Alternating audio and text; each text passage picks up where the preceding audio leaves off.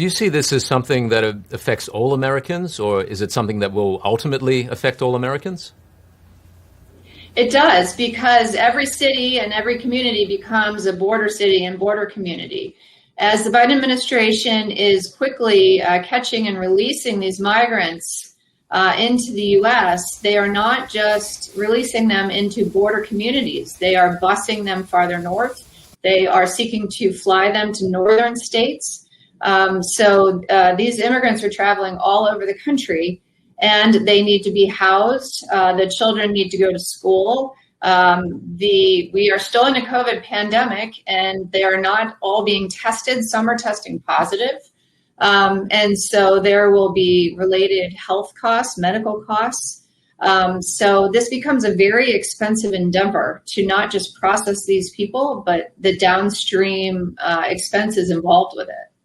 Many have argued that having an open border is a more humane approach. What are your thoughts on that? I would say this is anything but humane. Unfortunately, the only ones who are benefiting from this are the drug cartels and the traffickers, human smugglers. And that is far from humane. They are the cruelest of human beings in this area. And unfortunately, Secretary Mayorkas continues to say that if unaccompanied children come to our border, he will not expel them, that we will take them in. The smugglers and the traffickers hear that, and then they turn around and tell families to let their children go unaccompanied, and that is their ticket to get into the U.S. And we know that terrible things happen to these children, whether it is rape, whether it is abandonment, death from the elements, and this is anything but humane.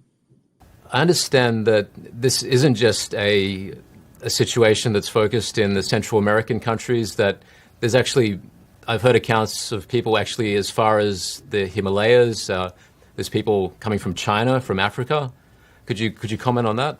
Yeah, so one border county official said that there were people from 49 countries who were coming through the border in that area.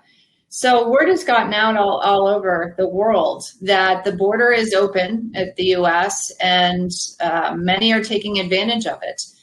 You'll see some reporters ask some illegal immigrants, are you coming now because Joe Biden is being softer on immigration policies? And they say yes. And they're asked, would you have done this during the Trump administration? And they have answered, no, we didn't think we could get in. So word is out, and people from all nations are taking advantage of it. And lastly, Lora, from a policy standpoint, what do you think is the solution to improve the situation? So it involves reinstituting some of the policies and the operations that we had at the end of the Trump administration, including the Remain in Mexico program, and including the agreements with the Central American countries to enforce their borders and to ensure that anyone seeking asylum does so in the first safe country that they enter. It includes resuming building the wall and the technology that goes along with that wall. And it also means enforcing our immigration laws. The Biden administration has gutted about 90% of immigration and customs enforcement's job, and they're not removing aliens. It's very important that people know that if they break the law, they will be removed.